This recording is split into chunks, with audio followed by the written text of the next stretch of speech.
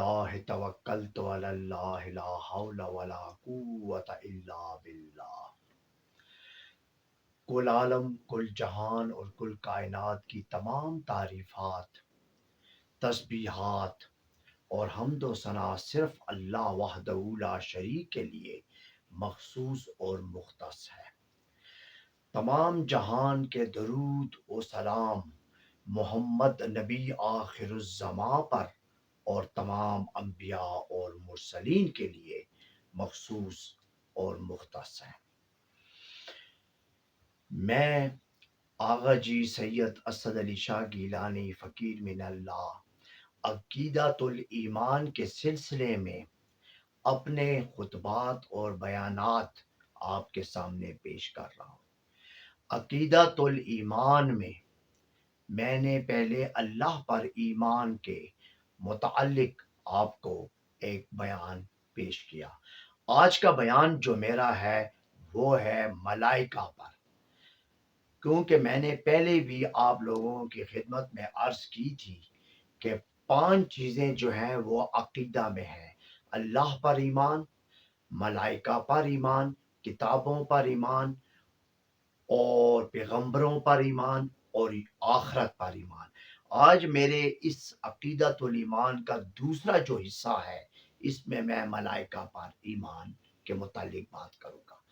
اصل میں ملائکہ فنا پذیر ہے۔ عقیدہ صرف ایمان لانا نہیں ہوتا، عقیدہ یہ ہوتا ہے کہ ہم نے اس بات کی گہرائی میں جانا ہے، اس بات کو سمجھنا ہے، ماننا ہے، تسلیم کرنا ہے اور پھر اس پہ یقین کرنا ہے۔ اللہ کو تو پوری دنیا مانتی ہے مگر اس کے ساتھ شریک ٹھہراتے ہیں، اس لیے کہ وہ اللہ کو سمجھ ہی نہیں پائے۔ شریک تو اسی وقت ٹھہرایا جاتا ہے جب اس کو سمجھا نہ جائے۔ لہذا ملائکہ جتنے بھی ہیں، جسے ہم عرف عام میں فرشتے کہتے ہیں، یہ سب فنا پذیر ہیں۔ کوئی بھی فرشتہ ازل سے ابد تک اللہ کے ساتھ حی القیوم نہیں ہے۔ قیامت تک کوئی فرشتہ بھی زندہ نہیں رہ سکتا۔ فرشتے 2 قسم کے ہیں، ایک نوری اور ایک آتشی۔ نوری فرشتے بھی وقت کے ساتھ ساتھ اپنا نور کھوتے جاتے ہیں اور وہ نور کم ہوتے ہوتے وہ بے نور ہو جاتے ہیں۔ جو آتشی فرشتے ہیں وہ بھی وقت کے ساتھ ساتھ اپنی آگ میں کم ہوتے ہوتے راکھ ہو جاتے ہیں۔ لہٰذا میں اختصار سے یہ بیان کروں گا اور آپ کو عقیدہ سمجھاؤں گا۔ جبرائیل، میکائیل، اسرافیل اور ملک الموت۔ اصل میں عبرانی میں اور مختلف کتابوں میں اسرائیل کا نام آیا، قرآن نے اسرائیل کا نام نہیں دیا۔ پھر قرآن نے ابلیس کا ذکر کیا تو کچھ کتابوں میں اس کو ابلیس کو عزازیل کہا گیا۔ یہ بھی لفظ ایک بس خود ساختہ لفظ ہے، ان کی کوئی حقیقت نہیں ہے۔ بعض اوقات علم کے حوالے سے لوگوں کو مطلب ان کا امتحان لینے کے لیے کہ بتاؤ شیطان کا یا ابلیس کا اصل نام کیا تھا، پھر وہ آدمی کہتا ہے مجھے نہیں پتا، تو یہ کہتے ہیں اس کے پاس علم نہیں۔ ایسی چھوٹی چھوٹی باتوں میں یہ الجھنے والی بات نہیں ہے۔ قرآن جامع کتاب ہے، قرآن نے جو کہہ دیا وہی ہے۔ جبرائیل کوئی خاص فرشتہ نہیں تھا، جبرائیل منصب تھا، اسرافیل منصب ہے، میکائیل منصب ہے اور ملک الموت بھی منصب ہے۔ جس طرح کہ نبی کوئی ایک نہیں تھا، نبوت منصب تھا، اور رسالت بھی کوئی ایک رسول نہیں تھا، یہ بھی منصب تھا۔ نبی بھی آتے رہے، رسول بھی آتے رہے۔ لہٰذا جبرائیل ایک منصب ہے، اس میں مختلف فرشتے جو اس منصب پر فائز ہوتے رہے وہ آتے رہے، آدم سے لے کے محمد الرسول اللہ صلی علیہ وبارک علیہم تک۔ جب تک جبرائیل آتا رہا تو جبرائیل کے آنے میں ایک فرشتہ نہیں تھا، وہ مختلف فرشتے تھے۔ جس طرح میں آپ کو چھوٹی مثال دوں کہ ہم ہر آدمی کے ساتھ ایک کرامن اور کاتبین، یعنی ایک کرامن اور کاتب کا ایک فرشتے ہمارے پاس ہمارے موجود ہوتے ہیں۔ تو ہمارے ساتھ والے بندے کے اوپر بھی وہی کرامن اور کاتبین ہے، تیسرے بندے کے پاس بھی وہی کرامن اور کاتبین ہے۔ یا جس طرح منکر نکیر قبر میں آئیں گے تو ہر ایک کی قبر میں منکر اور نکیر، ایک فرشتہ تو نہیں آ سکتا۔ اب جو میرے کاندھے پہ بیٹھا ہے، جو میرے ساتھ شخص بیٹھا ہے، تو اس کے کاندھے پہ بھی وہی بیٹھا ہوا ہے، پھر دوسرے کی کاندھے پہ بھی، یہ میں سمجھانے کی بات کر رہا ہوں آپ کو۔ تو ہر ایک، تو یہ فرشتے تو مختلف ہیں لیکن منصب جو ہے وہ نام کے حساب سے ایک ہی ہے۔ لہٰذا جو جبرائیل آدم کے دور میں آیا تھا، پھر ادریس نو اس طرح آتے رہے، وہ اپنے وقت کے ساتھ ساتھ دنیا سے چلے گئے، مطلب آسمانوں سے چلے گئے۔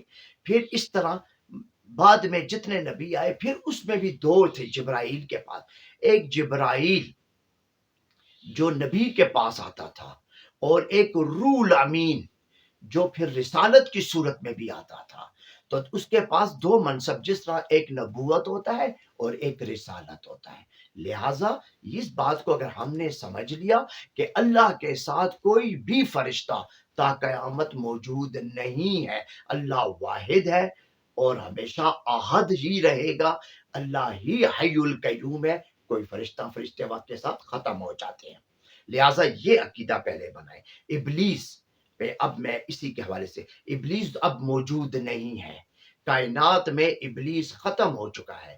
ابلیس نے قرآن میں اللہ سے ایک وقت مقررہ طلب کیا، اللہ نے اسے وقت مقررہ طلب دے دیا، فرما دیا کہ اے ابلیس، تو نے جتنے وقت کی مہلت چاہیے میں نے تجھے دے دی۔ یہ نہیں کہا کہ تو قیامت تک میرے ساتھ رہے گا۔ پھر تو شرک کا پہلا ہی دروازہ کھلتا ہے کہ یار ایک طرف شیطان ہے تو ایک طرف خدا ہے، رحمان ہے، ایک طرف شیطان ہے ایک طرف رحمان ہے۔ رحمان نیکی کا خدا، شیطان بدی کا خدا، وہ بہکاتا ہے، گمراہ کرتا ہے، انسان اس کے بہکاوے میں آتا ہے۔ رحمان بچاتا ہے، اصلاح کرتا ہے، ہدایت دیتا ہے۔ تو پھر تو شرک کا راستہ ہم نے اپنی لاشعوری میں ہی کھول دیا۔ ابلیس ختم ہو چکا، ابلیس کا وجود نہیں ہے، نہ ابلیس موجود ہے۔ ابلیس ایک خاص فرشتہ تھا جو کہ اس وقت اللہ کے درگاہ میں موجود تھا۔ اس کا موقف تو صحیح تھا کہ میرے اللہ، تیرے علاوہ سجدہ کسی کو روا نہیں۔ اگر یہ موقف لیا جائے تو پھر تو ابلیس حق پہ تھا، مگر ابلیس کے اندر جو خرابی پیدا ہوئی وہ تکبر اور سرکشی اور نافرمانی کی ہوئی۔ اگر اس موقف پہ وہ رہتا اور عاجزی سے کہتا کہ میرے اللہ، تیرے سوا سجدہ روا ہی نہیں، میں تو بس تجھے سجدہ کرتا ہوں، میرا خالق تو بس تو ہے، مگر تیری ہر حکم میرے لیے، مگر میں تو بس تیرے، تو میرا اپنا ذاتی گمان ہے کہ اللہ وحدہ لا شریک اس کے ساتھ انصاف فرماتا اور اس کی بات کو تسلیم بھی کر لیتا۔ مگر اس نے یہ کہا کہ یہ تو مٹی سے بنا ہے، میں تو آگ سے بنا ہوں۔ اس نے تکبر کی بات کی، اس نے غرور کی بات کی۔ یہی چیز انسان کو گمراہ کرتی ہے۔ تو یہاں تکبر کی بھی اللہ نے مثال دے دی کہ تکبر سے یہ اکڑ کے مغرور ہو جانا، غرور کرنا، میرے پاس عہدہ ہے، میرے پاس شہرت ہے، میرے پاس دولت ہے، میری جوانی ہے، میرے پاس علم ہے، میں عالم ہوں، میں علامہ ہوں، تو یہ انسان کو لاشعوری میں لے ڈوبتا ہے۔ لہٰذا ابلیس بھی ختم ہے، شیطان کوئی وجود نہیں رکھتا۔